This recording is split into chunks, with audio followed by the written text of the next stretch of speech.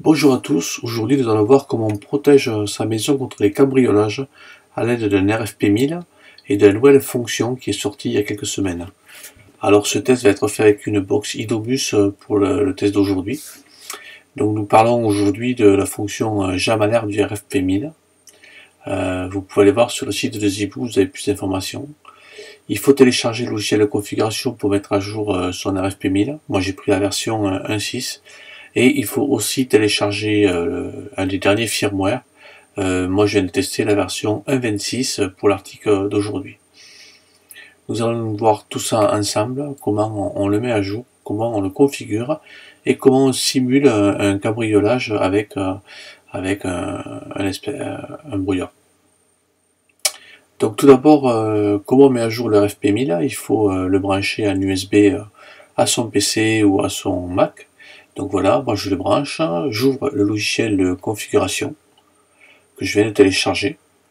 Donc il faut avoir Java installé sur sa machine, on fait que double-cliquer sur le point .jar et le logiciel apparaît. On voit automatiquement le RFP1000 qui est reconnu, et si on va sur système, on voit la version actuelle, 1.23, la version du firmware que je vais mettre à jour. Donc après je clique sur mise à jour, et là je vais chercher le firmware où je vais attacher le firmware que j'aurais dézippé avant, le 1.26 que j'ai récupéré sur le site du RFP1000. Voilà. Donc la manipulation prend quelques minutes. Il faut surtout ne pas éteindre le système. Voilà. Et il faut être patient, attendre. Ça se passe, j'en ai mis à jour plusieurs. J'ai jamais eu de problème. Donc c'est toujours une opération qui finit bien. Le RFP1000 a une LED qui clignote en rouge et il faudra attendre qu'elle clignote d'autres couleurs, violet ou bleu, pour voir que l'opération est bel et bien terminée. Vous voyez là, ça fait une trentaine de secondes que ça tourne, on n'est pas tout à fait à la moitié. Il faut surtout rien toucher et attendre patiemment. Grâce à cette mise à jour, vous aurez aussi certainement de nouveaux protocoles ou des corrections de bugs qui sont corrigées.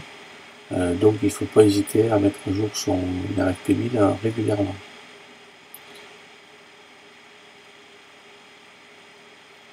Voilà, quelques secondes, on va pouvoir passer à la suite. Dans cette vidéo, on va voir comment on configure la box Idobus, et à la fin je vous montrerai comment, avec quelques télécommandes de 433 MHz, on peut simuler une attaque au brouillard. Voilà, donc le logiciel vous dit qu'il faut attendre que la LED finisse de clignoter en rouge.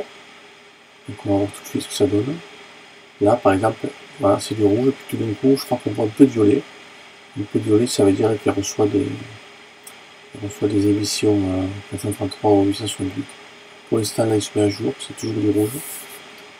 Puis tout d'un coup, voilà, là ça change de couleur. Donc on va les vérifier dans le logiciel de configuration. Voilà. Bleu, violet, là ça semble fini. Donc il faut faire une vérification pour être sûr que le firmware est bien mis à jour. On revient sur le logiciel de configuration où on va voir qu'on est bien en firmware 1.26. Sinon il faudra recommencer l'opération.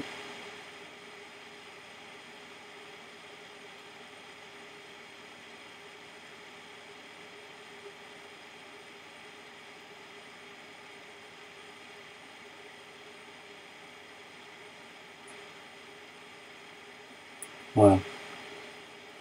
Logiciel 1.26 s'est mis à jour, donc on peut passer à la suite. Maintenant, on va mettre le RFP1000 sur la box. Et ensuite, on va aller dans la panneau de configuration. Donc, moi, j'ai deux box, je vais installer à Bosel. Donc, je clique sur la box Bosel.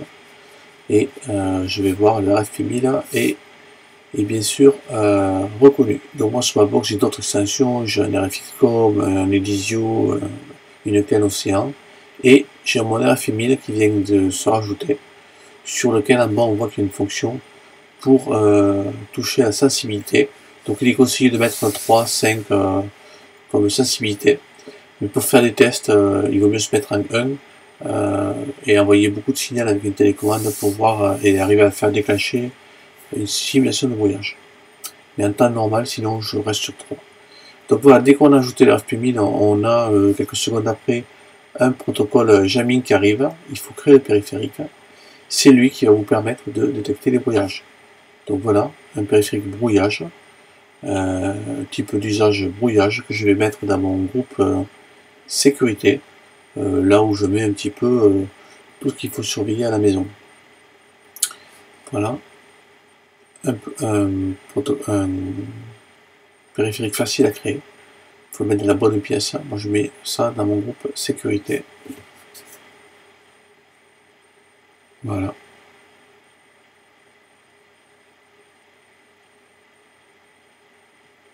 Et il faut sauver pour finir de créer le périphérique.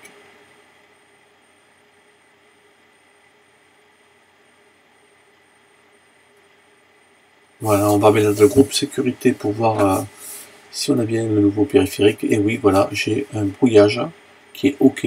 Ça signifie que pour l'instant, il n'a rien détecté. Si on clique dessus, on le fait passer en analyse. Mais sinon, sans analyse, il va aussi être en détection permanente. Donc, un peu de curiosité, on rouvre le périphérique, on va voir les différentes valeurs qu'il peut prendre. Et après, on va faire un test ensemble pour arriver à simuler. Donc voilà, si on masque, il peut prendre OK, brouillage ou analyse. Donc c'est les deux OK et brouillage qui vont nous intéresser. Voilà, donc là je fais un petit test avec une télécommande. J'envoie beaucoup de signaux, j'arrête pas d'appuyer. On voit d'ailleurs qu'il est violet parce qu'il reçoit des signaux. Et en le saturant comme ça, si on le met en mode très sensible, eh bien, on arrive avec une ou deux télécommandes à simuler un brouillage. Donc voilà, là je suis dans mon garage. Et là on voit que le brouillage a été détecté. Ça veut dire que ça fonctionne bien. Alors je suis en mode très sensible pour ça. Et si je vais dans le détail, je suis arrivé à le simuler plusieurs fois. Donc voilà comment il faut faire. Il ne faudra pas oublier de créer une règle qui va vous avertir par SMS ou par push data quand vous allez recevoir un brouillage. Voilà pour le test d'aujourd'hui. N'oubliez pas de liker la vidéo et à bientôt sur la chaîne YouTube. Bye bye.